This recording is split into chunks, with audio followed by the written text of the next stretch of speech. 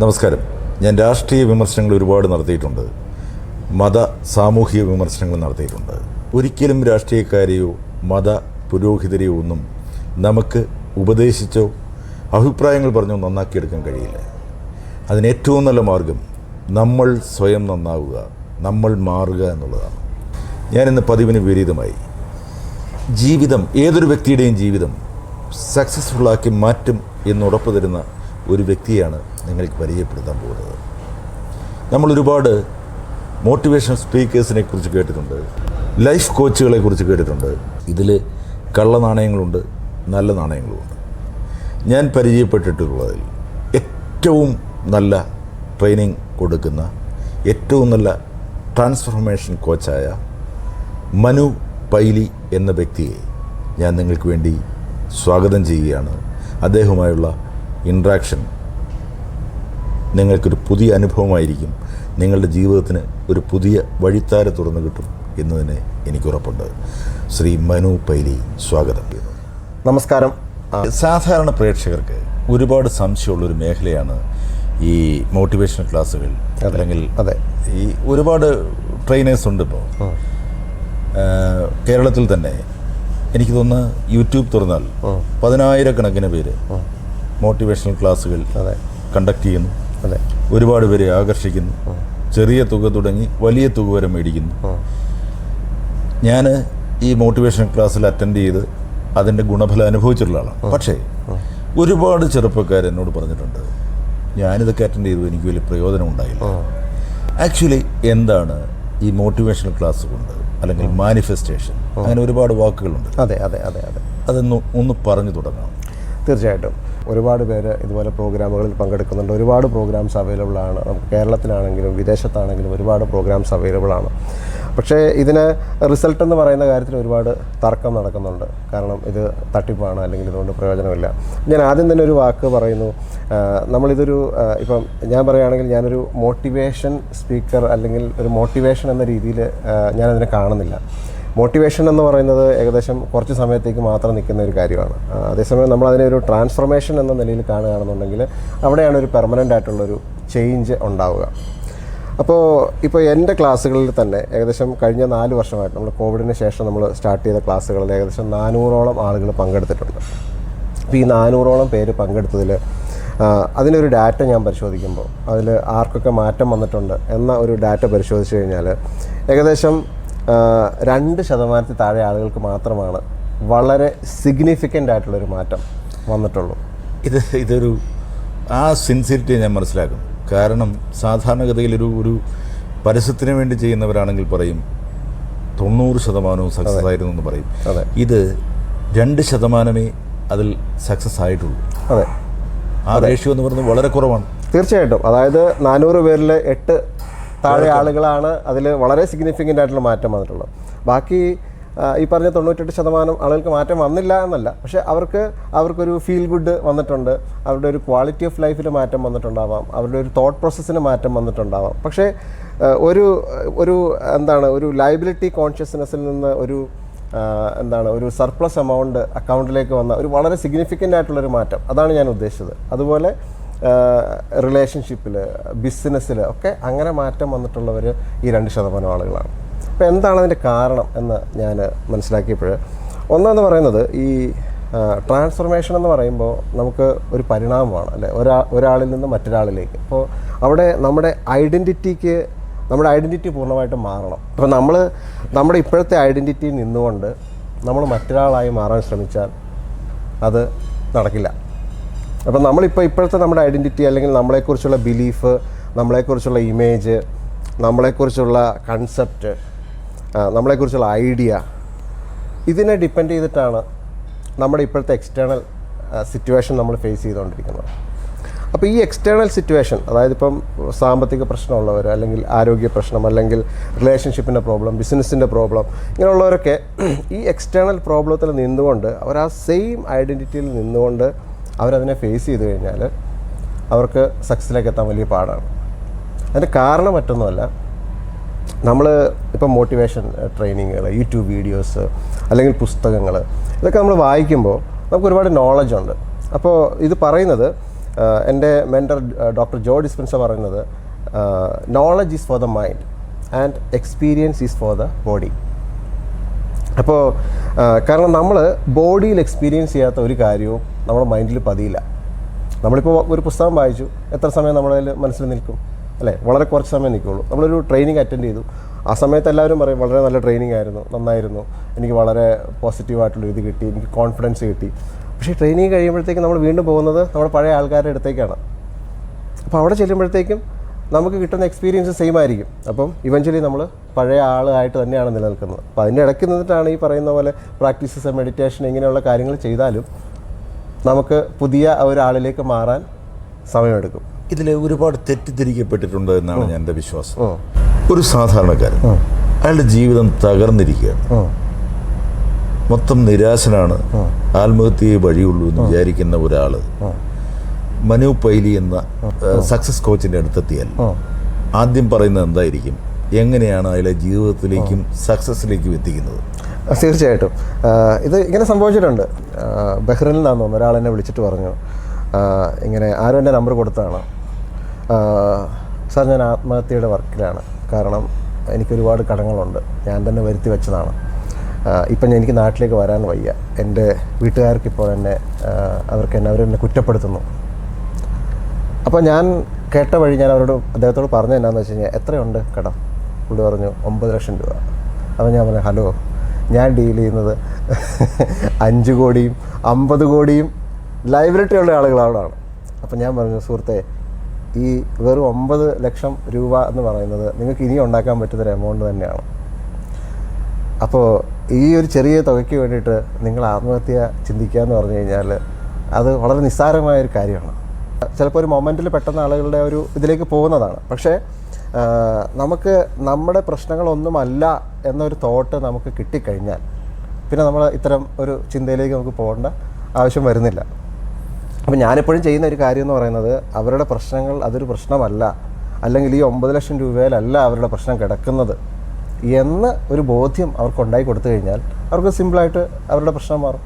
അല്ല, 9 ലക്ഷമോ 90 ലക്ഷമോ ആയിക്കോട്ടെ, ഒരു മനുഷ്യനെ കടക്കാരിങ്ങനെ നിരന്തരമായി വിളിച്ചും നേരിട്ടെത്തിയും ഭീഷണിപ്പെടുത്തുന്നു അങ്ങനെ നിൽക്കുന്ന ഒരു അവസ്ഥയിൽ ആ മനുഷ്യനെ എങ്ങനെയാണ് തിരിച്ചു കൊണ്ടുവരുന്നത്? അതാണ് എൻ്റെ ചോദ്യം. അത് ഒരു ലൈബിലിറ്റി ഉണ്ടെന്ന് പറഞ്ഞാൽ അതൊരു യാഥാർത്ഥ്യം തന്നെയാണ്. നമുക്ക് അതിനകത്തൊന്നും ഒളിച്ചോടാനൊന്നും പറ്റില്ല.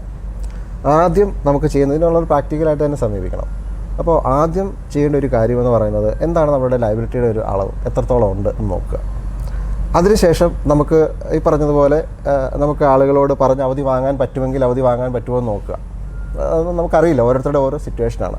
ഞാൻ എപ്പോഴും പറയുന്നൊരു കാര്യം, നമ്മൾ സത്യസന്ധമായിട്ട് നിലനിൽക്കുക. അതായത് ഇതിനകത്ത് നമുക്ക് പണം ആത്മാർത്ഥമായിട്ട് തിരിച്ചു കൊടുക്കാൻ ആഗ്രഹം ഉണ്ടെങ്കിലാണ് ഇത് പറ്റുക. ചില ആളുകൾ എന്ന് പറഞ്ഞാൽ നമുക്ക് തട്ടിപ്പ് കാണിക്കുന്നവരെ നമുക്ക് അതിനകത്തൊന്നും ചെയ്യാൻ പറ്റില്ല, തട്ടിപ്പുകാരെ നമ്മൾ ഉൾക്കൊള്ളിക്കുന്നില്ല. അപ്പോൾ ഒരാൾക്ക് ആത്മാർത്ഥമായിട്ട് അയാൾക്ക് ചെയ്യണമെന്ന് ആഗ്രഹമുണ്ട്, തീർച്ചയായിട്ടും അത് സാധിക്കും. അപ്പോൾ അതിനാദ്യം ഞാൻ പറയുന്ന ഒരു കാര്യം എന്ന് പറയുന്നത്, നിങ്ങൾ എവിടെയാണോ ഉള്ളത് ആ സ്ഥലത്തുനിന്ന് മാറാൻ ശ്രമിക്കുക എന്നുള്ളതാണ്. കാരണം നമ്മൾ നിൽക്കുന്ന ഒരു സ്ഥലം നമുക്ക് തരുന്ന മെമ്മറീസ് എന്ന് പറയുന്നത് നമ്മുടെ ലൈബിലിറ്റിയുടെയും നമ്മുടെ പ്രശ്നത്തിൻ്റെയും ഒക്കെയാണ്. നമ്മൾ കാണുന്ന ആളുകളൊക്കെ അതാണ്. അതിലൊരു ക്ലാരിഫിക്കേഷൻ ആവശ്യമുണ്ട്.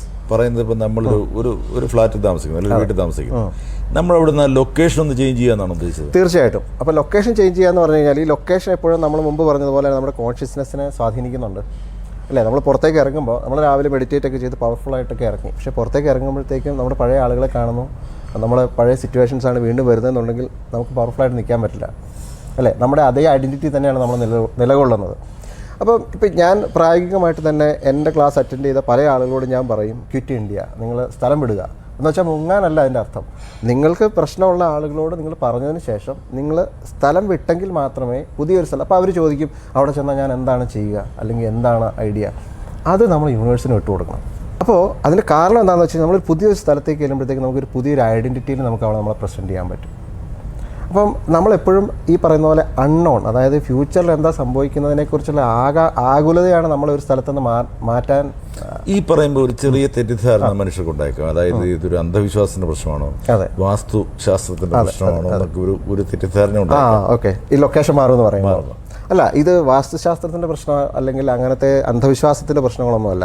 ഇത് നമ്മുടെ ഒരു സൈക്കോളജിക്കൽ പ്രശ്നം തന്നെയാണ്. കാരണം ഞാൻ പറഞ്ഞതുപോലെ തന്നെ നമ്മൾ നിരന്തരം ബന്ധപ്പെടുന്ന ആളുകളും നമ്മൾ നിരന്തരം കാണുന്ന കാര്യങ്ങളും ഒക്കെയാണ് നമ്മൾ എല്ലാ ദിവസവും ഫേസ് ചെയ്യുന്നതെന്നുണ്ടെങ്കിൽ അവിടെ ഇരുന്നു കൊണ്ട് നമ്മൾ ഫ്യൂച്ചറിനെ ക്രിയേറ്റ് ചെയ്യുമ്പോഴത്തേക്കും നമ്മുടെ വിശ്വാസം മാറുന്നില്ല, അല്ലെങ്കിൽ നമ്മളെക്കുറിച്ചുള്ള നമ്മുടെ കൺസെപ്റ്റ് മാറുന്നില്ല, അല്ലേ?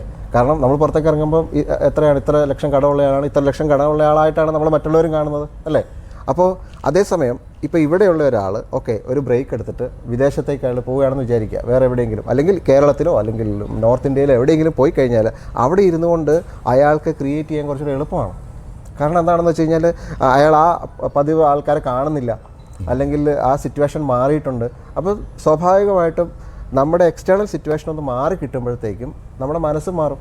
അപ്പോൾ തീർച്ചയായിട്ടും ഈ പറയുന്ന പോലെ ഒട്ടും പ്രതീക്ഷിക്കാതെ വിദേശത്ത് പോയിട്ട് ഒരുപാട് ബെനിഫിറ്റ് ഉണ്ടായിട്ടുള്ള ആൾക്കാരുണ്ട്. അപ്പോൾ ഇപ്പോൾ 3-4 വർഷമായപ്പോഴത്തേക്കും അവർ പ്രതീക്ഷിക്കുന്നതിനപ്പുറത്ത് റിസൾട്ട് അവർക്ക് ഉണ്ടായിട്ടുണ്ട്. കാരണം അവർക്ക് നല്ല ജോലി കിട്ടി, അവർക്ക് നല്ല കാര്യങ്ങൾ വന്നു. അപ്പോൾ ഇപ്പോൾ ഈ പറയുന്ന കടങ്ങളെന്ന് പറയുന്ന കാര്യങ്ങൾ നമ്മൾ വിചാരിക്കുമ്പോൾ വലിയതാണെന്ന് നമുക്ക് തോന്നിക്കഴിഞ്ഞാലും 1-2 വർഷത്തെ പ്രശ്നമേ ഉള്ളൂ. വളരെ പെട്ടെന്ന് നമ്മൾ പ്രതീക്ഷിക്കുന്നതിനപ്പുറത്ത് നമുക്ക് അതിൻ്റെ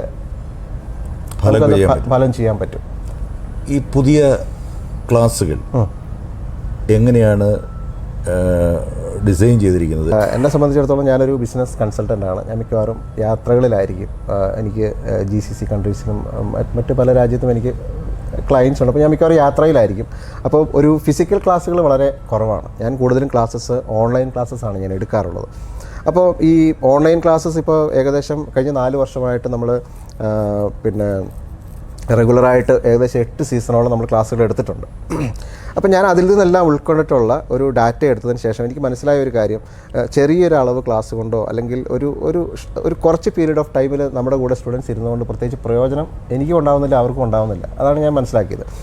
അപ്പോൾ ഞാനിത് പ്രാക്ടീസ് ചെയ്യുമ്പോൾ എനിക്ക് ഏറ്റവും വലിയ അഡ്വാൻറ്റേജ് എന്ന് പറഞ്ഞാൽ ഞാനിത് പ്രാക്ടീസ് ചെയ്യുമ്പോഴത്തേക്ക് ഞാൻ കൂടുതൽ പഠിക്കുന്നു. എനിക്ക് അവരുടെ അനുഭവത്തിൽ നിന്ന് ഞാൻ ഒരുപാട് ഇൻസ്പയർ ആവുന്നുണ്ട്, ഞാൻ പഠിക്കുന്നുണ്ട്. അപ്പോൾ പുതിയ ഒരു ക്ലാസ് നമ്മൾ ഡിസൈൻ ചെയ്തിരിക്കുന്നത് ഇതൊരു 54 ഡേയ്സ് ക്ലാസ്സാണ്. അതായത് 54 വീക്സ് എന്ന് പറയുമ്പോൾ 1 വർഷമാണ്. അപ്പോൾ സാധാരണ എൻ്റെ ക്ലാസ്സുകൾ 21 ദിവസത്തെ ക്ലാസ്സുകളാണ്.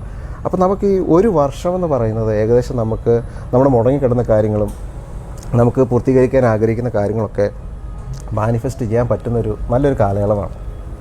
ഇവിടെ വേണ്ട എന്താണെന്ന് വെച്ച് കഴിഞ്ഞാൽ നമ്മളീ പറയുന്ന പോലെ ഒരു അത്ലീറ്റ് ആവുന്നത് പോലെയോ അല്ലെങ്കിൽ ഒരു ബോഡി ബിൽഡർ ആവുന്നത് പോലെയോ നമ്മൾ ഒരു 54 ആഴ്ചയിലേക്ക് നമുക്ക് അനുകൂലമായ ഒരു സെറ്റിങ്സ് നമ്മൾ ക്രിയേറ്റ് ചെയ്യുക എന്നുള്ളതാണ് ഈ ഒരു ഐഡിയ എന്ന് പറയുന്നത്. അപ്പോൾ എല്ലാ ആഴ്ചയിലും 1 മണിക്കൂർ ക്ലാസ് ഉണ്ടാവും. അപ്പോൾ ഈ ക്ലാസ്സിൽ ഇതൊരു ഇൻട്രാക്റ്റീവ് ക്ലാസ്സാണ്. അപ്പോൾ ഓരോ ആളുകളെയും, അപ്പോൾ ഞാനെപ്പോഴും ഈ ക്ലാസ് സാറ് പറഞ്ഞതുപോലെ ഇതിലേക്ക് വളരെ അർപ്പണ മനോഭാവമുള്ള ആളുകളാണ് ഈ ഒരു 54 ഡേയ്സ് ക്ലാസ്സിലേക്ക് നമ്മൾ അഡ്മിഷൻ കൊടുക്കുകയുള്ളൂ. കാരണം എന്താണെന്ന് വെച്ചാൽ 1 വർഷത്തേക്കുള്ള കമ്മിറ്റ്മെൻറ്റ് നമുക്ക് ആവശ്യമാണ്. അല്ലെങ്കിൽ അവരിടയ്ക്ക് ക്ലാസ് മിസ്സാവുകയോ അല്ലെങ്കിൽ ഉദ്ദേശിച്ച പോലെ അവർ ആ ഒരു പ്രാക്ടീസസ് ഒന്നും പ്രോപ്പറായിട്ട് ചെയ്യുന്നില്ലെങ്കിൽ ഇതുകൊണ്ട് പ്രയോജനം ഉണ്ടാകത്തില്ല. ഈ തീർച്ചയായിട്ടും ക്ലാസ്സിൽ അറ്റൻഡ് ചെയ്താൽ കൃത്യമായി റെഗുലറായി പ്രാക്ടീസ് ചെയ്യാതെ ഇത് സക്സസ് ആവില്ല എന്നുള്ളത് ഉറപ്പാണ്. കാരണം നമ്മൾ ജിമ്മിൽ 1 വർഷത്തേക്ക് മെമ്പർഷിപ്പ് ഫീസ് കൊടുത്തിട്ട് നമ്മൾ വീട്ടിലിരുന്ന് കഴിഞ്ഞാൽ നമുക്ക് വേറൊരാൾ പ്രാക്ടീസ് ചെയ്തിട്ട് കാര്യമില്ലല്ലോ. തീർച്ചയായിട്ടും ആ പ്രാക്ടീസ് കൊടുക്കണം. പ്രാക്ടീസ് നമ്മൾ റെഗുലറായിട്ട് ചെയ്ത് കഴിഞ്ഞാൽ, അപ്പോൾ അതിനകത്തെന്ന് പറഞ്ഞാൽ ക്ലാസ് മാത്രമല്ല, നമുക്ക് നമ്മുടെ വീട്ടിൽ നമുക്കതിന് അനുകൂലമായിട്ടുള്ളൊരു സെറ്റിങ്സ് നമ്മൾ ചെയ്യണം. അത് ഞാൻ പ്രാക്ടിക്കലി എക്സ്പീരിയൻസ് ചെയ്തിട്ടുള്ള കാര്യങ്ങളാണ് ഞാൻ ക്ലാസ്സിന് കൊടുക്കാറുള്ളത്. അപ്പോൾ സെറ്റിങ്സ് കൊടുക്കുക എന്ന് പറഞ്ഞു കഴിഞ്ഞാൽ വളരെ സിമ്പിളായിട്ടുള്ളൊരു കാര്യം പറയാം. ചില കാര്യങ്ങളിൽ നമ്മൾ വളരെയധികം ശ്രദ്ധിക്കേണ്ട കാര്യങ്ങളുണ്ട്. അതായത് നമ്മുടെ ബ്രെയിൻ, നമ്മുടെ തലച്ചോറിനെയാണ് നമ്മൾ ഏറ്റവും കൂടുതൽ സൂക്ഷിക്കേണ്ട ഏറ്റവും അമൂല്യമായൊരു വസ്തു എന്ന് പറയുന്നത് നമ്മുടെ ബ്രെയിനാണ്. അപ്പോൾ ഈ ബ്രെയിനെ ഡാമേജ് ആക്കുന്ന ഒരുപാട് കാര്യങ്ങളുണ്ട് എക്സ്റ്റേണലി. അത് നമ്മുടെ ക്ലാസ്സുകളിൽ എന്തൊക്കെയാണെന്ന് നമ്മൾ പറയാറുണ്ട്. 2 നമ്മുടെ ഗട്ട്. അപ്പോൾ നമ്മുടെ ഗട്ട് എന്ന് പറയുന്നത് നമ്മുടെ സെക്കൻഡ് ബ്രെയിനാണ്. നമ്മുടെ വയറ് ഡിസ്റ്റർബ്ഡ് ആണെന്നുണ്ടെങ്കിൽ നമുക്ക് നല്ല ചിന്തകൾ വരില്ല അല്ലേ? നമ്മുടെ എനർജി കംപ്ലീറ്റ് നഷ്ടപ്പെടും അല്ലേ? അപ്പോൾ നമുക്ക് എപ്പോഴും നമ്മുടെ ഈ ഗട്ട് ഹെൽത്ത് നമുക്ക് വളരെ നന്നായിട്ട് സൂക്ഷിക്കേണ്ടതുണ്ട്. 3ാമത്തെ കാര്യം എന്ന് പറയുന്നതാണ് നമ്മുടെ ഉറക്കം, നമ്മുടെ സ്ലീപ്പിംഗ്. ഇപ്പോൾ ഞാനൊരു കാലത്ത് നോക്കുമ്പോൾ ഞാൻ ട്രാക്ക് ചെയ്യാറുണ്ട്. ഞാൻ നോക്കുമ്പോൾ എൻ്റെ ഒരു സ്ലീപ്പിംഗ് എന്ന് പറഞ്ഞാൽ ഏകദേശം 4.5 മണിക്കൂറൊക്കെയാണ് ഉറങ്ങും. ആക്ച്വലി സ്ലീപ്പിംഗ് ടൈം എന്ന് പറയുന്നത് ബെഡിൽ സമയം ഉണ്ടാവും, പക്ഷേ നമ്മൾ ഫോൺ സ്ക്രോൾ ചെയ്തുകൊണ്ടിരിക്കുക. ഇത് നമ്മുടെ തലച്ചോറിന് വലിയ ഡാമേജാണ് കൊടുക്കുക. അപ്പോൾ ഞാനതിന് എൻ്റെ ഈ സ്ലീപ്പിംഗ് ടൈം ഞാനൊന്ന് പരിഷ്കരിച്ചപ്പോൾ ഇപ്പോൾ ഏകദേശം ഒരു 7-8 മണിക്കൂർ എനിക്ക് നല്ല സ്ലീപ്പ് കിട്ടും. ഞാനത് എൻ്റെ ഒരു ദിവസത്തെ ഐഡിയ എന്ന് പറയുന്നത് രാത്രി ഏറ്റവും നന്നായിട്ട് ഉറങ്ങുക എന്നുള്ളതാണ്. അപ്പോൾ ഈ രാത്രിയിലെ ഉറക്കം വളരെ പ്രധാനപ്പെട്ട കാര്യമാണ്. അപ്പോൾ ഈ സെറ്റിങ്സുകളൊക്കെ നമുക്ക് അനുകൂലമായി കഴിഞ്ഞാൽ ഇതൊരു ഓർക്കസ്ട്ര പോലെയാണ്. അതായത് ഇതെല്ലാം ഒരു കൊഹറൻ്റ് ആയിരിക്കണം. അതായത് ഇതെല്ലാം പരസ്പര പൂരകങ്ങളായിട്ട് വർക്ക് ചെയ്യണം. നമ്മളൊരു ഓർക്കസ്ട്ര ഡിസൈൻ ചെയ്യുന്നത് പോലെയാണിത്. എല്ലാം ട്യൂൺ ചെയ്ത് എല്ലാം നമുക്ക് അനുകൂലമായിരിക്കണം. ഈ പറയുന്നത് പോലെ ഇത് സംഗീതത്തിനും ഉണ്ട് വളരെ പ്രസക്തി. കാരണം ഈ സംഗീതം പണ്ടൊന്നും ഞാൻ ക്ലാസിക്കൽ മ്യൂസിക്കുകൾ അധികം കേൾക്കില്ല. പക്ഷേ ഇപ്പോൾ നമ്മൾ ഈ ക്ലാസിക്കൽ വയലിൻ, ഈ വേൾഡ് നമ്മുടെ ബീതോവൻ്റെയൊക്കെ ക്ലാസിക്കൽ വയലിൻ നമ്മളൊരു ഈവനിങ്ങിൽ കേട്ട് കഴിഞ്ഞാൽ നമ്മുടെ ശരീരവും മനസ്സും ഒക്കെ നമുക്ക് വളരെ അനുകൂലമായിട്ട് ആ ഒരു ഓർക്കസ്ട്ര, കാരണം എല്ലാ പരസ്പര പൂരകങ്ങളായിട്ട് വരുന്നത് നമുക്ക് എക്സ്പീരിയൻസ് ചെയ്യാൻ പറ്റും. അതുപോലെ തന്നെ ഹാൻസ് സിമ്മർ, ഈ നമ്മുടെ ഇപ്പോൾ ലേറ്റസ്റ്റ് ഒരുപാട് ഹോളിവുഡ് മൂവീസിൻ്റെയൊക്കെ മ്യൂസിക് ഡയറക്ടർ, ഇൻസെപ്ഷൻ ഇതിൻ്റെയൊക്കെ മ്യൂസിക് ചെയ്തിട്ടുള്ള പൈറേറ്റ്സ് ഓഫ് കരീബിയൻ, ഇദ്ദേഹത്തിൻ്റെയൊക്കെ കൺസേർട്ടുകൾ നമ്മൾ കേൾക്കുമ്പോൾ ഒരുപാട് ഇൻസ്ട്രുമെൻറ്റ്സ് യൂസ് ചെയ്യുന്നുണ്ട്. പക്ഷേ വളരെ അച്ചടക്കത്തോടു കൂടിയുള്ള ആ ഒരു ഓർക്കസ്ട്രേഷൻ നമ്മൾ കേൾക്കുമ്പോഴത്തേക്കും നമ്മുടെ മൈൻഡും അതുപോലെ തന്നെയാവും. അപ്പം നമ്മൾ സാധാരണ ഈ മ്യൂസിക് നമ്മൾ വാഹനങ്ങളിലൊക്കെ പോകുന്ന സാധാരണ കേൾക്കുന്ന മ്യൂസിക്കൊന്ന് മാറ്റിയിട്ട് നമ്മൾ ഇത്രയും ക്ലാസിക്കൽ മ്യൂസിക്കുകൾ കേട്ട് കഴിഞ്ഞാൽ വളരെ വ്യത്യാസം നമുക്ക് ഫീൽ ചെയ്യും. അപ്പം ആ ഒരു ക്ലാസിക്കൽ മ്യൂസിക് കേട്ട് കഴിയുമ്പോൾ എന്താ സംഭവിക്കുകയെന്ന് വെച്ച് കഴിഞ്ഞാൽ ഒരു എക്സ്പീരിയൻസ് പറയാം. എൻ്റെ റൂമിൽ എൻ്റെ കബോർഡ്, എൻ്റെ ടേബിള് ഓട്ടോമാറ്റിക്കായിട്ട് വളരെ ഓർഗനൈസ്ഡ് ആവും. കാരണം അതല്ലാതെ നമുക്ക് അതിനെ കാണാൻ കഴിയും. ഒരു പേന തിരിച്ചിരുന്ന് കഴിഞ്ഞിട്ടുണ്ടെങ്കിൽ നമുക്കത് നേരെയാക്കി വെക്കാൻ തോന്നും. അങ്ങനെ നമ്മുടെ മൈൻഡിനെ നമുക്ക് സിങ്ക്രണൈസ് നമുക്ക് ചെയ്യാൻ കഴിഞ്ഞാൽ ഇതെല്ലാം നമുക്ക് അനുകൂലമായിട്ട് മാറും. അപ്പം ഞാൻ പറഞ്ഞതുപോലെ നമുക്ക് അനുകൂലമായിട്ടുള്ള ഒരു സെറ്റിങ്സ് ക്രിയേറ്റ് ചെയ്യുന്നതിന് വളരെ പ്രധാനപ്പെട്ട കാര്യമാണ്. അത് നമ്മൾ കിടന്നുറങ്ങുന്നതിന് മുമ്പ് ചെയ്യേണ്ട ചില കാര്യങ്ങളുണ്ട്. ഇതൊക്കെ നമ്മൾ ചെയ്ത് കഴിഞ്ഞാൽ, ഇതൊക്കെ റെഗുലറായിട്ട് ചെയ്ത് കഴിഞ്ഞാൽ സ്വാഭാവികമായിട്ടും നമ്മുടെ ഡിസിപ്ലിൻ മാറും. ഒരു വർഷം മുമ്പ് ഉണ്ടായിരുന്ന ഒരാളെ അല്ല, നമ്മുടെ മൈൻഡ് സെറ്റ് മാറും, നമ്മുടെ ബിലീഫ് മാറും, നമ്മളെപ്പറ്റിയുള്ള നമ്മുടെ ഇമ്പ്രഷൻ മാറും. ഇതാണ് റിസൾട്ട് കൊണ്ടുവരുന്നത്. അല്ലാതെ മാജിക്കൊന്നും അല്ല ഇതിനകത്ത് റിസൾട്ട് കൊണ്ടുവരുന്നത്. ഞാൻ മാറുമ്പോൾ എനിക്ക് മാറ്റം വരും. അപ്പോൾ ആ മാറ്റത്തോടനുബന്ധിച്ച് എക്സ്റ്റേണൽ സിറ്റുവേഷനും മാറും. നിങ്ങൾ ദാരിദ്ര്യത്തിലാണെങ്കിലും ആരോഗ്യ പ്രശ്നങ്ങളിലാണെങ്കിലും ഒക്കെ നിങ്ങൾ മെഡിറ്റേറ്റ് ചെയ്ത് അങ്ങ് വെറുതെ കയ്യും കിട്ടിയിരുന്നാൽ മതി, യൂണിവേഴ്സ് എല്ലാം കൊണ്ട് തരും എന്ന് പറയുന്ന ഒരു തെറ്റിദ്ധാരണജനകമായ ക്ലാസ്സുകളും പലരും അറ്റൻഡ് ചെയ്തിട്ടുണ്ട്. അതെ. ഇതിനുള്ള മറുപടി എന്താണ്? തീർച്ച ക്ലാസ്സുകളിലും ഞാനും പറയാറുണ്ട് ഇതേ കാര്യം തന്നെ. അതായത് നമ്മൾ ഇരുന്നാൽ മതി, നമ്മളിലേക്ക് അട്രാക്റ്റ് ചെയ്യപ്പെടും എന്നുള്ളത്. അത് വാസ്തവം തന്നെയാണ്. പക്ഷേ ചില ജോലികൾ നമ്മൾ ചെയ്യേണ്ടതുണ്ട്. അവിടെയാണ് അതിനകത്ത് പ്രധാന കാര്യം. ഞാനതിനൊന്ന് കുറച്ച് ഡീറ്റെയിൽ ആയിട്ടൊന്ന് പറയുകയാണെങ്കിൽ, 2 രീതിയിലുള്ള മാനിഫെസ്റ്റേഷൻ. അതായത് മാനിഫെസ്റ്റേഷൻ എന്ന് പറഞ്ഞാൽ നടപ്പിൽ വരുത്തുക എന്നുള്ളതാണ് അതിൻ്റെ അർത്ഥം, അല്ലേ? നമുക്കൊരവസ്ഥയിൽ നിന്ന് നമുക്ക് ആഗ്രഹിക്കുന്ന മറ്റൊരു ഫ്യൂച്ചർ എക്സ്പീരിയൻസ് നമുക്ക് കിട്ടുക എന്നുള്ളതാണ്, അല്ലേ, അതിൻ്റെ ഒരു സിറ്റുവേഷൻ എന്ന് പറയുന്നത്. അപ്പോൾ എല്ലാവരും മാനിഫെസ്റ്റ് ചെയ്യുന്നുണ്ട്. നമ്മൾ അറിഞ്ഞോ അറിയാതെയൊക്കെ പല കാര്യങ്ങൾ ചെയ്യുന്നുണ്ട്. അപ്പോൾ നമ്മളതിനെ ഒരു 3rd ഡൈമെൻഷണൽ മാനിഫെസ്റ്റേഷൻ നമ്മുടെ ക്ലാസ്സുകളിൽ പറയാറുണ്ട്. 3rd ഡൈമെൻഷണൽ മാനിഫെസ്റ്റേഷനാണ് ഓൾമോസ്റ്റ് ഒരു 80% ആളുകളും ഓപ്പറേറ്റ് ചെയ്യുന്നത്. എന്ന് പറഞ്ഞാൽ നമുക്ക് ഇപ്പോൾ എനിക്കൊരു റിക്വസ്റ്റ് ഉണ്ട്. തീർച്ചയായിട്ടും സാധാരണക്കാർക്ക് പെട്ടെന്ന് മനസ്സിലാവുന്ന തരത്തിൽ വേണം ഇത് സംസാരിക്കാൻ. അതിലേക്കാണ് തീർച്ചയായിട്ടും അതാണ് ഞാൻ പറഞ്ഞു വരുന്നത്. ഇപ്പോൾ എനിക്കൊരു കാറ് വാങ്ങണം എന്ന് ഞാൻ വിചാരിക്കുക. അപ്പോൾ ആ കാറ് വാങ്ങാൻ ഞാൻ എൻ്റെ ഇപ്പോഴത്തെ സിറ്റുവേഷനെ ഞാൻ എന്താണെന്ന് ചിന്തിക്കും.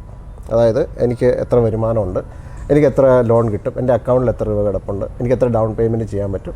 അതിനുശേഷം ഞാൻ ബാങ്കുകാരോട് ബന്ധപ്പെടുന്നു, ഞാൻ ഒരു കാർ ഡീലറുമായിട്ട് ബന്ധപ്പെടുന്നു, ഞാനൊരു കാർ വാങ്ങുന്നു. അതാണ് അപ്പോൾ എനിക്ക് പറ്റുന്ന എൻ്റെ അഫോർഡബിൾ ആയിട്ടുള്ള ഒരു കാര്യമാണ് ഞാൻ അവിടെ നേടുന്നത്, അല്ലേ? അവിടെ ഇതിനാണ് 3rd ഡൈമെൻഷൻ മാനിഫെസ്റ്റേഷൻ എന്ന് പറയുന്നത്. ഇനി 5th ഡൈമെൻഷൻ മാനിഫെസ്റ്റേഷൻ എന്ന് പറയുന്നത്, ഞാനൊരു ടെക്നിക്കൽ ടൈം ഉപയോഗിക്കുകയാണ് എന്നതുള്ളതേ ഉള്ളൂ. ഞാനത് വിശദീകരിച്ച് കഴിഞ്ഞാൽ നമുക്ക് തന്നെ അറിയാം, ഒരുപാട് ആളുകൾ അവരുടെ സാമ്പത്തിക സ്ഥിതിയോ അല്ലെങ്കിൽ അവരുടെ പ്രസൻറ്റ് കണ്ടീഷനോ ഒന്നും അല്ലാതെ അവർ വളരെ എക്സ്റ്റെൻസീവായിട്ട് ഒരു സ്വപ്നം കണ്ടിട്ട് അത് നേടുന്നത് നമ്മൾ കണ്ടിട്ടുണ്ടാവും, അല്ലേ? സാറിൻ്റെ എക്സ്പീരിയൻസ് ഒരുപാട് പേര് ഒട്ടും പ്രതീക്ഷിക്കാത്ത വിജയങ്ങൾ അവർ നേടുന്നത് കണ്ടിട്ടുണ്ടാവും, അല്ലേ? നമ്മൾ വിചാരിക്കും ഇയാൾ ഈ നിലയിൽ എത്തി എന്നുള്ളത്, അല്ലേ? അപ്പോൾ അവരൊന്നും ഈ ക്ലാസ് അറ്റൻഡ് ചെയ്തിട്ടൊന്നുമല്ല, പക്ഷേ അവരുടെ ഉള്ളിൽ ഈ 5th ഡയമെൻഷൻ അവർ ഓപ്പറേറ്റ് ചെയ്യുന്നതുകൊണ്ടാണ്. എന്ന് പറഞ്ഞാൽ അവരറിയാതെ പോലും ഓപ്പറേറ്റ് ചെയ്യുന്നതാണോ? അതെ, അവരറിയാതെ പോലും അവിടെ ഓപ്പറേറ്റ് ചെയ്യുന്നുണ്ട്. അപ്പോൾ ഇത് ഓപ്പറേറ്റ് ചെയ്യുക എന്ന് പറഞ്ഞാൽ മറ്റൊന്നുമല്ല, നമ്മൾ എന്താണോ നമ്മളെക്കുറിച്ച് ഏറ്റവും കൂടുതൽ ചിന്തിക്കുന്നത് നമ്മളതായി മാറും. അപ്പോൾ ഇവിടെ ഇപ്പോൾ ഈ സാറ് പറഞ്ഞതുപോലെ തന്നെ സാമ്പത്തികമായിട്ട് വളരെ ബുദ്ധിമുട്ടുള്ള ഒരാളാണെന്ന് വിചാരിക്കുക. അയാൾ എപ്പോഴും അയാളുടെ സാമ്പത്തിക ബുദ്ധിമുട്ടിനെക്കുറിച്ചും അയാളുടെ പരാധീനതയെക്കുറിച്ചുമാണ് അയാൾ അത് ചിന്തിച്ചുകൊണ്ടിരിക്കുന്നതെന്നുണ്ടെങ്കിൽ അയാളുടെ ഫ്യൂച്ചർ ടൈമിലും അയാളായി മാറുന്നത് അതുതന്നെയാണ്. ഇനി അയാൾക്ക് പെട്ടെന്ന് കുറച്ച് പൈസ കിട്ടിക്കഴിഞ്ഞാൽ പൈസ കിട്ടിയാൽ പോലും കുറച്ച് കഴിയുമ്പോഴത്തേക്കും അയാൾ ആ ടൈം ലൈനിലേക്ക് തന്നെ പോയി വീഴും. അതായത് വീണ്ടും ആ സാമ്പത്തിക പരാധീനതയിലേക്ക് തന്നെ പോയി ചാടാനാണ് സാധ്യത കൂടുതൽ. അതുകൊണ്ട് നമ്മൾ ചെയ്യേണ്ടത് ഇപ്പോൾ ഏത് ദാരിദ്ര്യാവസ്ഥയാണെങ്കിലും നമ്മൾ സമ്പന്നനാണെന്ന് മനസ്സിൽ ചിന്തിച്ചുകൊണ്ടേയിരിക്കുക, മാനിഫെസ്റ്റ് ചെയ്യുക എന്നുള്ളതാണ്. അതെ, ഈ സമ്പന്നനാണെന്ന് ചിന്തിച്ചുകൊണ്ടിരിക്കുക എന്ന് പറയാൻ വളരെ എളുപ്പമാണ്. പക്ഷേ അതത്ര പ്രായോഗികമായിട്ട് ഈ ചിന്ത നമുക്ക് എപ്പോഴും കിട്ടില്ല. അവിടെയാണ് ഈ ഒരു പരിശീലനത്തിൻ്റെ ഒരു ആവശ്യം എന്ന് ഞാൻ പറയുന്നത്. കാരണം നമുക്ക് ഈ സമ്പത്ത് പ്രശ്നം വരുമ്പോൾ നമ്മുടെ എക്സ്റ്റേണൽ കണ്ടീഷൻസ് നമ്മൾ പല കാര്യങ്ങളും ഡിമാൻഡ് ചെയ്യും. അതായത് നമുക്ക് ചിലപ്പോൾ ആളുകൾക്ക് പൈസ കൊടുക്കാനുണ്ടാവാം, അല്ലെങ്കിൽ നമുക്ക് പലതരം പ്രശ്നങ്ങൾ നമുക്ക് സോൾവ് ചെയ്യേണ്ടതുണ്ടാവാം. അപ്പം ഇതിന് ഇടയിൽ നിന്നുകൊണ്ട് നമ്മൾ സമ്പന്നനാണ് എന്ന അഫർമേഷനോ അല്ലെങ്കിൽ മെഡിറ്റേഷനോ ഒക്കെ നമുക്ക് ചെയ്തു കഴിഞ്ഞാൽ അതൊന്നും നമുക്കത് ആ ഇമോഷൻ നമുക്ക് നമ്മുടെ ബോഡിയിലേക്ക് പഠിപ്പിക്കാൻ നമുക്ക് കഴിയില്ല. ഈ 5th ഡയമെൻഷനിൽ ഓപ്പറേറ്റ് ചെയ്യുക എന്ന് പറഞ്ഞു കഴിഞ്ഞാൽ നമ്മളെ സംബന്ധിച്ചിടത്തോളം നമ്മുടെ ഇൻറ്റേർണൽ വർക്കാണ്. അതായത് നമ്മൾ ഒരു സമ്പന്നനാണ് എന്ന് നമ്മളുടെ ശരീരത്തെ നമ്മൾ പഠിപ്പിക്കണം. അപ്പോൾ ശരീരത്തെ നമ്മൾ പഠിപ്പിക്കുമ്പോൾ നമ്മുടെ ബോഡി ലാംഗ്വേജ് മാറും, നമ്മുടെ ശരീരത്തിൻ്റെ കെമിസ്ട്രി മാറും, നമ്മുടെ ന്യൂറൽ പാതകൾ മാറും. അപ്പോൾ ഇത് പെർമനൻ്റായിട്ട് നമുക്ക് മാറ്റിയെടുത്താൽ തീർച്ചയായിട്ടും നമ്മൾ സമ്പന്നതയിലേക്ക് തന്നെ എത്തും. പക്ഷേ ഇതൊരു ഇൻറ്റേർണൽ വർക്കാണ്. അപ്പോൾ നമ്മുടെ ഇൻറ്റേർണൽ വർക്ക് നമ്മൾ കൃത്യമായിട്ട് നമുക്ക് ചെയ്യാൻ സാധിച്ചാൽ നമ്മുടെ എക്സ്റ്റേണൽ വേൾഡ് നമുക്ക് അനുകൂലമായിട്ട് വരും. അപ്പോൾ നമുക്ക് അനുകൂലമായിട്ടുള്ള ആളുകൾ പ്രത്യക്ഷപ്പെടും, നമുക്ക് അനുകൂലമായിട്ടുള്ള സിറ്റുവേഷൻസ് വരും, നമുക്ക് അനുകൂലമായിട്ടുള്ള റിസോഴ്സസ് നമ്മുടെ മുമ്പിൽ വരും, നമുക്ക് അനുകൂലമായിട്ടുള്ള പണം നമ്മുടെ കയ്യിൽ വരും. പക്ഷേ നമ്മൾ നമ്മുടെ ഇൻറ്റേർണൽ വർക്കിലാണ് നമ്മൾ ഏറ്റവും കൂടുതൽ ഫോക്കസ് ചെയ്യേണ്ടത്. അപ്പോൾ അതിന് നമ്മളൊരു അത്ലീറ്റ് പ്രാക്ടീസ് ചെയ്യുന്നത് പോലെ, അല്ലെങ്കിൽ ഒരു ബോഡി ബിൽഡർ പ്രാക്ടീസ് ചെയ്യുന്നത് പോലെ നമ്മുടെ ഉള്ളിൽ നമ്മുടെ ഇൻറ്റേർണൽ വർക്കിന് വേണ്ടിയിട്ട് നമുക്ക് പ്രാക്ടീസ് ചെയ്യേണ്ടി വരും. അപ്പോൾ പലപ്പോഴും ഇപ്പോൾ നമ്മൾ ആദ്യത്തെ ചോദ്യത്തിലേക്ക് പോയാൽ എന്തുകൊണ്ടാണ് ആളുകൾക്ക് റിസൾട്ട് വരാത്തത് എന്ന് ചോദിച്ചാൽ അവരവരുടെ ഇൻറ്റേർണൽ വർക്കിൽ അവർ ഫോക്കസ് ചെയ്യുന്നില്ല എന്നുള്ളതാണ്. എന്തെങ്കിലുമൊക്കെ ഒരു മാജിക്ക് കാണിച്ച്, അല്ലെങ്കിൽ കുറച്ച് നേരം മെഡിറ്റേറ്റ് ചെയ്തു, അല്ലെങ്കിൽ എന്തെങ്കിലുമൊക്കെ ലോ ഓഫ് അട്രാക്ഷന് ചില ടെക്നിക്കുകളൊക്കെ ചെയ്യുമ്പോഴത്തേക്കും പെട്ടെന്നൊരു ക്വിക്ക് റിസൾട്ട് വരും എന്നുള്ളതാണ് ആളുകൾ പ്രതീക്ഷിക്കുന്നത്. തീർച്ചയായിട്ടും ഇത് കുറച്ച് ശ്രമകരമായ കാര്യമാണ്. ഞാനതാണ് പ്രാക്ടീസ് ചെയ്തുകൊണ്ടിരിക്കുന്നത്. അപ്പോൾ നമുക്ക് ഈ ഒരു 5th ഡയമെൻഷനിലേക്ക് നമുക്ക് ഓപ്പറേറ്റ് ചെയ്യാൻ കഴിഞ്ഞാൽ മാജിക്കലായിട്ട് ബിയോണ്ട് അവർ സെൻസസ് നമുക്ക് അതിൻ്റെ റിസൾട്ട് വരും. അപ്പം അതായത് ഞാനിപ്പോൾ ഒരു ലേഖനത്തിൽ വായിച്ചതാണ്, നിങ്ങൾ പ്രാർത്ഥിക്കുന്നു, ദൈവത്തോടാണ് പ്രാർത്ഥിക്കുന്നത്, ഓരോരുത്തരുടെ വിശ്വാസം അനുസരിച്ച് പ്രാർത്ഥിക്കുന്നത്. പക്ഷെ നിങ്ങൾ എൻ്റെ ദാരിദ്ര്യം മാറ്റണേ, എൻ്റെ രോഗം മാറ്റണേ, എൻ്റെ ബുദ്ധിമുട്ടുകൾ മാറ്റണമേ എന്നൊരിക്കലും പ്രാർത്ഥിക്കരുത്. അങ്ങനെ പ്രാർത്ഥിച്ചാൽ സബ് കോൺഷ്യസ് മൈൻഡിൽ ഈ ദാരിദ്ര്യം, ബുദ്ധിമുട്ട്, അനാരോഗ്യം ഇത് തന്നെയാണ് കയറുന്നത്. അതുകൊണ്ട് എന്നെ സമ്പന്നനാക്കി മാറ്റണേ എന്ന് പ്രാർത്ഥിക്കാം, അല്ലെങ്കിൽ എന്നെ ആരോഗ്യവാനാക്കി മാറ്റണേ എന്ന് ഞാൻ വായിച്ചു. അതിനെക്കുറിച്ച് എന്താണ്, അത് ശരിയാണോ പറയുന്നത്? തീർച്ചയായിട്ടും. അതായത് നമ്മളിപ്പോൾ പറയില്ലേ, ഇപ്പോൾ ഈ പറഞ്ഞതുപോലെ മാനിഫെസ്റ്റേഷൻ്റെ മെഡിറ്റേഷൻസ് ഒക്കെ നമ്മൾ പ്രാക്ടീസ് ചെയ്യുന്നുണ്ട്. അപ്പോൾ നമ്മളവിടെ പറയുന്നത് നമ്മുടെ ഉള്ളിലെ നമ്മുടെ വേൾഡ് ക്രിയേറ്റ് ചെയ്യുന്നതിനെക്കുറിച്ചാണ്. അപ്പോൾ അവിടെ നമ്മുടെ പ്രശ്നങ്ങളെ മാറ്റി നിർത്തിയിട്ട് വേണമെന്ന് നമ്മൾ പറയുന്നുണ്ട്. പക്ഷേ നമ്മൾ ഒരു മരുന്ന് കഴിക്കുമ്പോൾ, ഇപ്പോൾ സാറിനോട് ഞാൻ പറയുകയാണ്, സാർ ഈ മരുന്ന് കഴിക്കുമ്പോൾ കരിങ്കുരങ്ങിനെക്കുറിച്ച് ചിന്തിക്കരുത് എന്ന് പറഞ്ഞാൽ സാറിൻ്റെ മനസ്സിൽ ആദ്യം കരിങ്കുരങ്ങായിരിക്കും വരിക, അല്ലേ? അപ്പോൾ എന്ന് പറഞ്ഞതുപോലെ നമ്മൾ പ്രാർത്ഥിക്കുമ്പോഴും അല്ലെങ്കിൽ നമ്മൾ ധ്യാനത്തിലിരിക്കുമ്പോഴൊക്കെ നമ്മുടെ പ്രശ്നങ്ങളാണ് നമ്മുടെ മനസ്സിൽ വരുന്നതെന്നുണ്ടെങ്കിൽ സ്വാഭാവികമായിട്ടും അതാണല്ലോ നമ്മുടെ ചിന്തകൾ. അപ്പോൾ നമ്മളതായാണ് തീരുന്നത്. അപ്പോൾ ആ ഒരു ലൂപ്പിലേക്കാണ് നമ്മൾ വീണ്ടും പോകുന്നത്. മറിച്ച് നമ്മൾ ധ്യാനത്തിലിരിക്കുമ്പോൾ, അല്ലെങ്കിൽ നമ്മൾ മെഡിറ്റേഷനിലിരിക്കുന്ന സമയത്ത് അവിടെ ഇപ്പോൾ നമ്മുടെ സെൻസസിനെയൊക്കെ നമ്മളങ്ങ് അൺപ്ലഗ് ചെയ്യുകയാണെന്ന് വിചാരിക്കുക. എന്ന് പറഞ്ഞാൽ നമ്മൾ ഈ ലോകത്ത്, എനിക്ക് എൻ്റെ അക്കൗണ്ടിൽ 10 കോടി രൂപയുണ്ട് എന്ന് ഞാൻ അറിയുന്നത് എൻ്റെ സെൻസസിലൂടെയാണ്, അല്ലേ? അല്ലെങ്കിൽ എനിക്ക് ലയബിലിറ്റി ഉണ്ടെന്ന് ഞാൻ അറിയുന്നതും എൻ്റെ സെൻസസിലൂടെ തന്നെയാണ്. അപ്പോൾ ഒരു മൊമെൻറ്റിൽ നമുക്ക് നമ്മുടെ സെൻസസിനെ നമുക്ക് വിത്ഡ്രോ ചെയ്യാൻ സാധിച്ചാൽ അവിടെ നമുക്ക് വരുന്നത് ശൂന്യതയാണ്. ഈ ശൂന്യതയിലാണ് ക്രിയേഷൻ നടക്കുന്നത്, അല്ലെങ്കിൽ അവിടെ ഒരു ട്രാൻസ്ഫോർമേഷൻ നടക്കുന്നത്.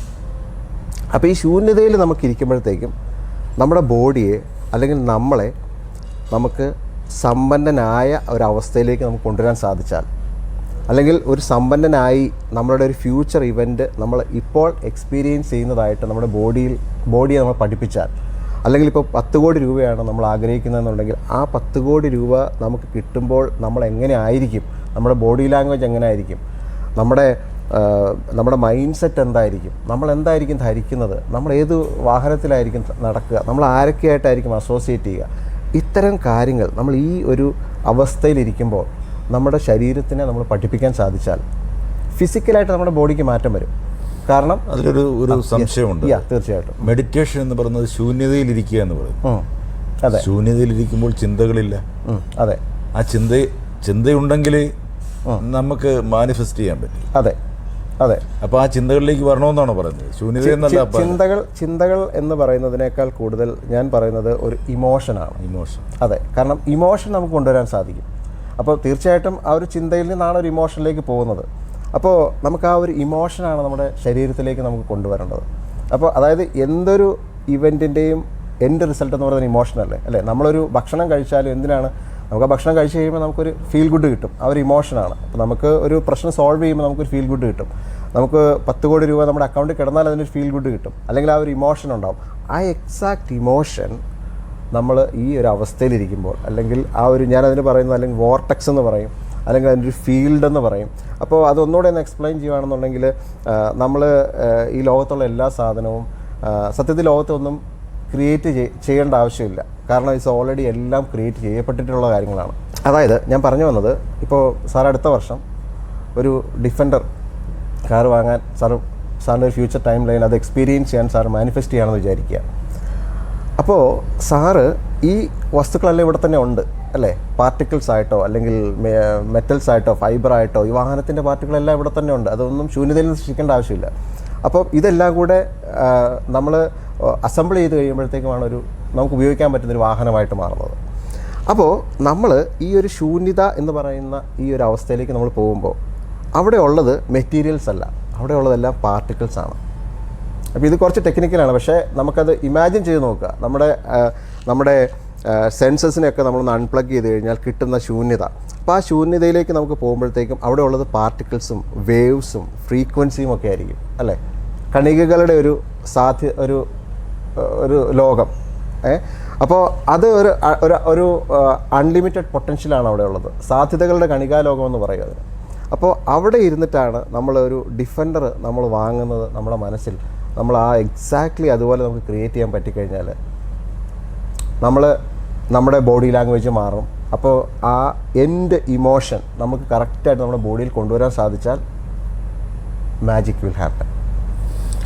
അത് വളരെ സിമ്പിളായിട്ട് എനിക്കിപ്പം മനസ്സിലാവുന്നത്, നമ്മൾ ഒരു മാനിഫെസ്റ്റേഷൻ, മെഡിറ്റേഷനിലൂടെ ഒരു മാനിഫെസ്റ്റേഷൻ ചെയ്യുമ്പോൾ യൂണിവേഴ്സ് അല്ലെങ്കിൽ നമ്മുടെ സാഹചര്യങ്ങൾ അനുകൂലമായി വരുന്നു. അതെ, അതെ.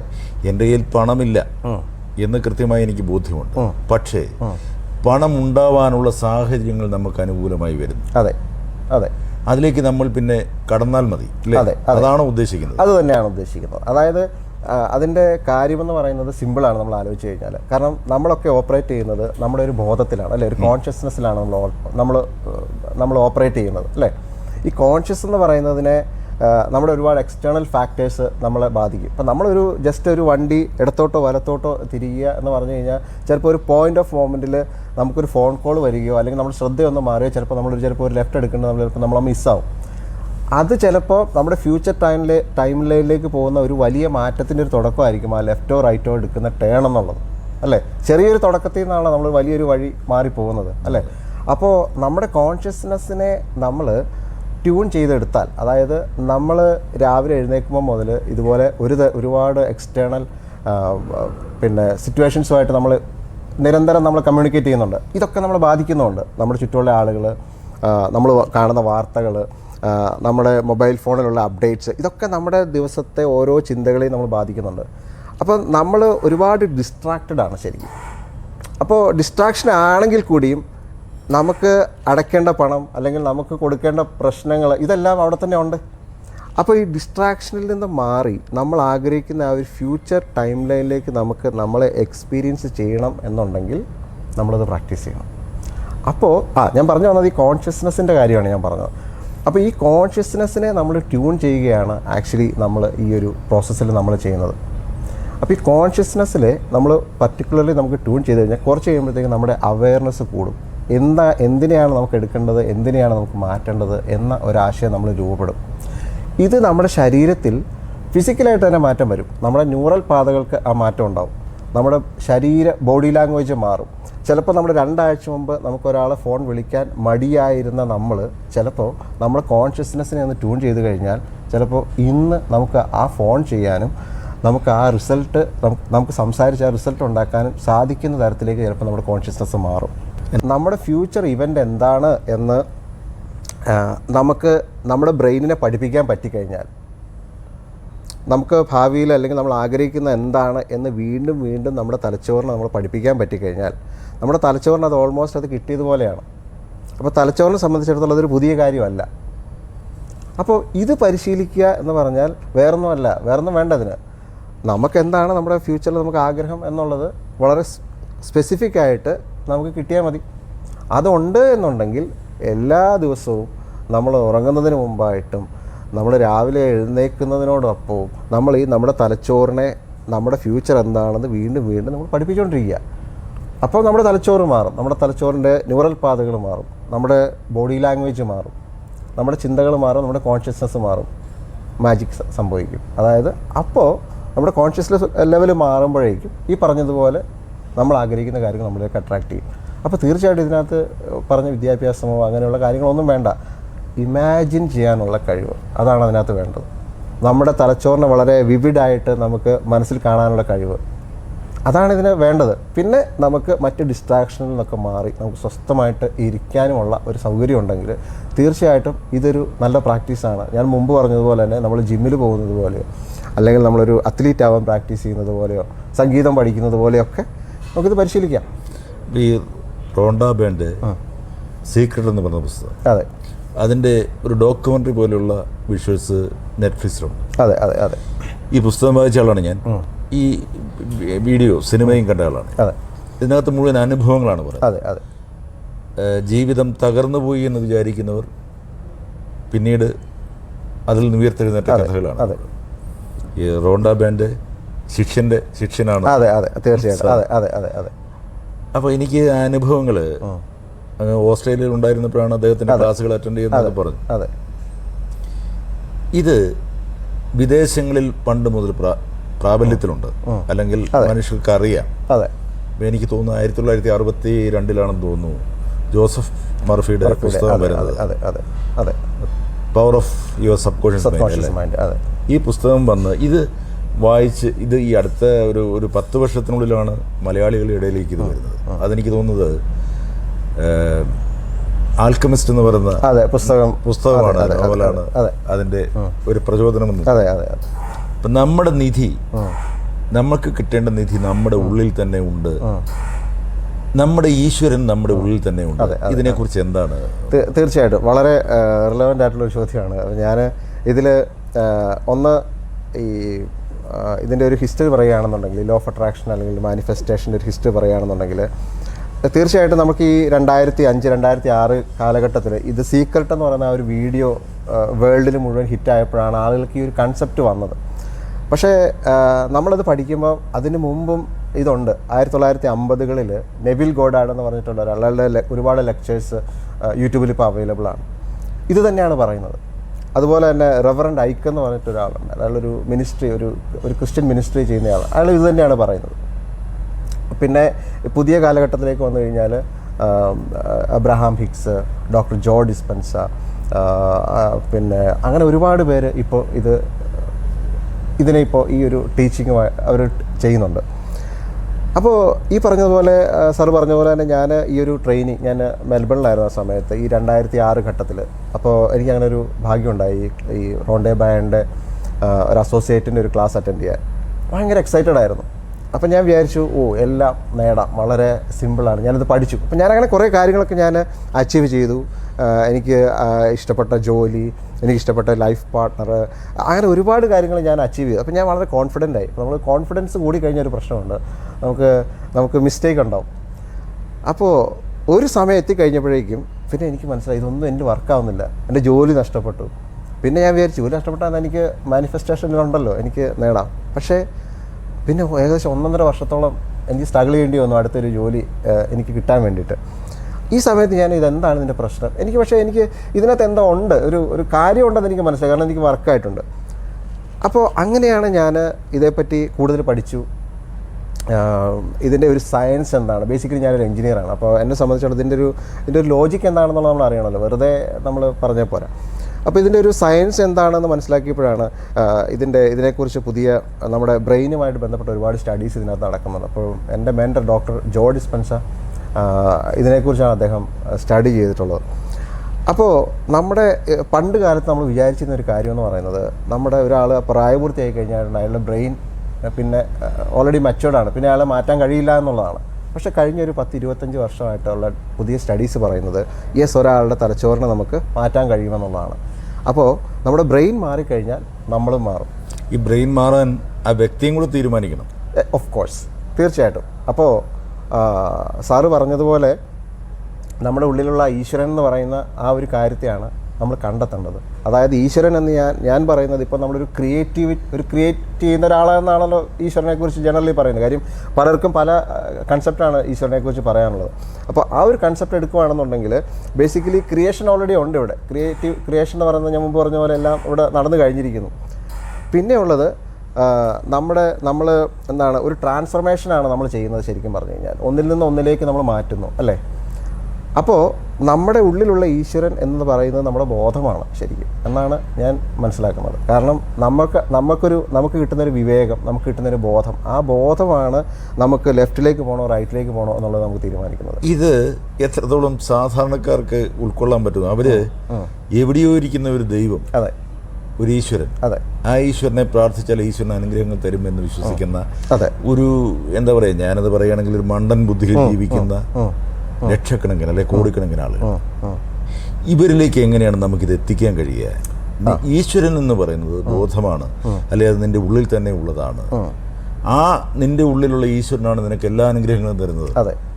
ഇതൊന്ന് എത്തിക്കാൻ കഴിഞ്ഞാൽ പലപ്പോഴും ചിന്തകൾക്ക് തന്നെ മാറ്റം ഉണ്ടാകും, പ്രവൃത്തികൾക്ക് മാറ്റം ഉണ്ടാകും. തീർച്ചയായിട്ടും. പക്ഷെ അതൊരു വളരെ ശ്രമകരമായ ഒരു കാര്യമാണത്. കാരണം എല്ലാ ആളുകളുടെ ഉള്ളിൽ അവർ ജനിച്ചു വരുമ്പോൾ ശ്രമകരമായ കാര്യം തന്നെയല്ല, ഇത് ചില സമൂഹം നമ്മളെ കുറ്റപ്പെടുത്തുകയും തീർച്ചയായിട്ടും ചീത്ത വിളിക്കുകയും ചെയ്യും. അതെ, കാരണം ഇത് ദൈവം ഉണ്ടെങ്കിലേ മതമുള്ളൂ, അതെ, മതം ഉണ്ടെങ്കിലേ പുരോഹിതരുള്ളൂ. തീർച്ചയായിട്ടും. അപ്പോൾ എനിക്കിതിൽ പറയാനുള്ളത് എന്താണെന്ന് വെച്ച് കഴിഞ്ഞാൽ, ഇതെല്ലാം ഒരു ബിലീഫാണ്.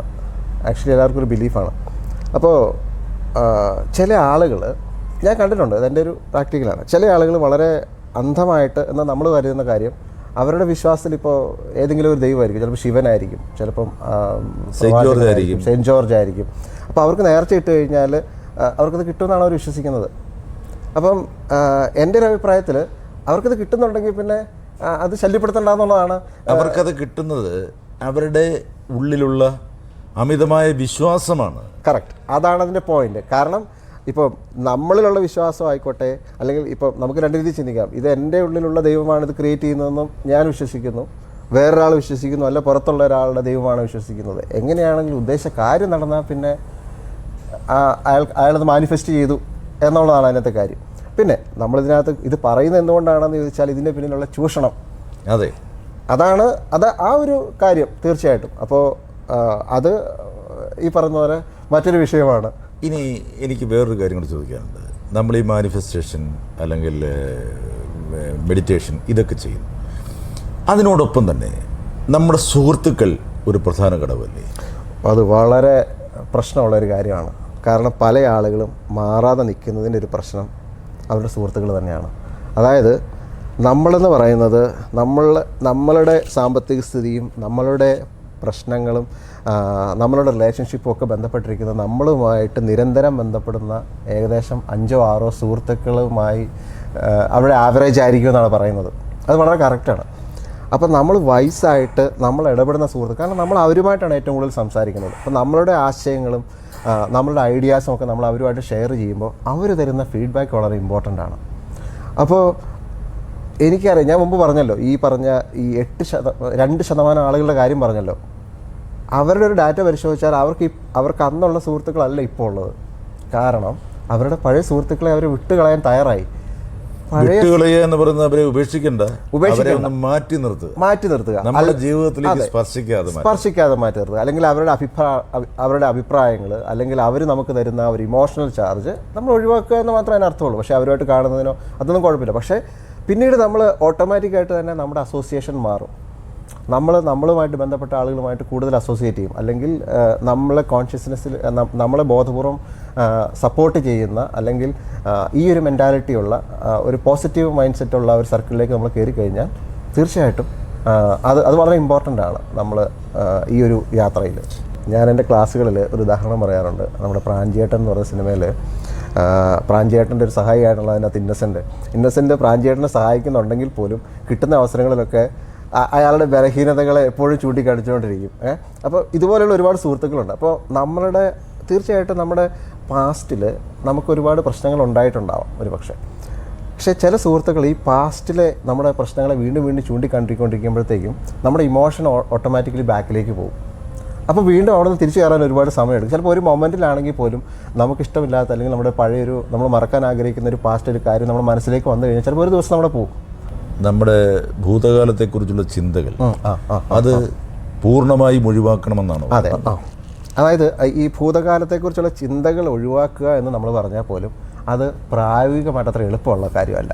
കാരണം എന്താണെന്ന് വെച്ച് കഴിഞ്ഞാൽ അത് ബ്രെയിൻ എന്ന് പറയുന്നത് നമ്മുടെ പാസ്റ്റിൻ്റെ റെക്കോർഡാണ്. അപ്പോൾ അതുകൊണ്ട് തന്നെ നമ്മുടെ ബ്രെയിനിൽ അത് റെക്കോർഡ് ചെയ്ത് കിടക്കുകയാണ്. അപ്പോൾ ഈ ബ്രെയിനാണ് നമുക്ക് തോട്ട്സ് തരുന്നത്, അല്ലേ? മൈൻഡ് എന്ന് പറയുന്നത് ബ്രെയിൻ ഇൻ ആക്ഷൻ. ബ്രെയിനിൽ ചില രാസപ്രവർത്തനങ്ങൾ നടക്കുമ്പോഴാണ് നമ്മൾ ചിന്തയായിട്ട് മനസ്സിലാക്കുന്നത്. അപ്പോൾ ബ്രെയിനിൽ ഇത് റെക്കോർഡ് ചെയ്ത് കിടക്കുന്നതോളം ഇത് ഹാർഡ്വെയർ ആയിട്ട് റെക്കോർഡ് ചെയ്ത് കിടക്കുകയാണ്. അപ്പോൾ നമ്മൾ പാസ്റ്റ് ചിന്തകൾ വേണ്ട എന്ന് നമ്മൾ ആഗ്രഹിച്ചാലും നമ്മുടെ ബ്രെയിൻ നമുക്ക് ആ ചിന്തകൾ തരും. ശരിയല്ലേ? അവിടെ നമ്മുടെ ബ്രെയിനിനെ നമുക്ക് മാറ്റണം. ഞാൻ മുമ്പ് പറഞ്ഞ പോലെ നമുക്ക് നമ്മുടെ ബ്രെയിനിനെ മാറ്റാൻ പറ്റും. ആ ഒരു പ്രോസസ്സാണ് ന്യൂറോ പ്ലാസ്റ്റിസിറ്റി എന്ന് പറയുന്നത്. അപ്പോൾ ഈ ന്യൂറോ പ്ലാസ്റ്റിസിറ്റി എന്ന് പറഞ്ഞാൽ നമ്മുടെ ബ്രെയിനിനെ നമ്മൾ ആഗ്രഹിക്കുന്ന രീതിയിലേക്ക്, അതായത് പാസ്റ്റ് നമ്മുടെ ഇവൻറ്റ്സ്, നമ്മുടെ പാസ്റ്റിലുണ്ടായിട്ടുള്ള എല്ലാ ഇമോഷനെയും നമുക്ക് കളഞ്ഞിട്ട് നമുക്ക് പുതിയ ഇമോഷനെ, നമ്മുടെ ഫ്യൂച്ചർ ഇമോഷനെ നമുക്ക് റെക്കോർഡ് ചെയ്യാൻ പറ്റും. നമ്മുടെ പ്രസൻറ്റ് ടെൻസ് എന്ന് പറയുന്നത്, അല്ലെങ്കിൽ നമ്മുടെ പ്രസൻറ്റ് എന്ന് പറയുന്നത്, ഇപ്പോൾ ഉള്ള ഈ ജനറസ് പ്രസൻറ്റ് എന്ന് പറയുന്നത് നമ്മുടെ ഫ്യൂച്ചറിനെ നമ്മുടെ ബ്രെയിനിനെ പഠിപ്പിക്കാനുള്ളതാണ്.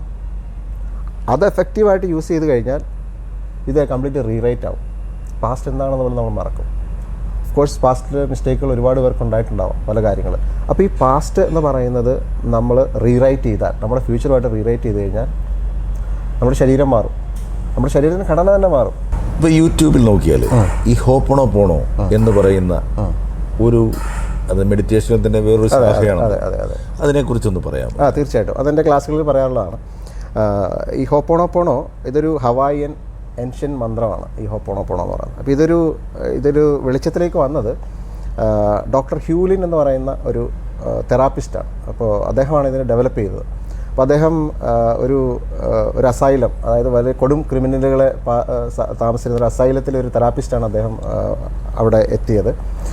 അപ്പോൾ ഇവരുടെ ഓരോ കേസ് ഡയറി അദ്ദേഹം വായിക്കുമ്പോഴും അദ്ദേഹത്തിൻ്റെ ഉള്ളിൽ ഇവർ ചെയ്ത കുറ്റങ്ങളെ ഓർക്കുമ്പോഴത്തേക്കും അദ്ദേഹത്തിന് വളരെ ഇമോഷണലി വളരെ ചാർജ്ഡായി.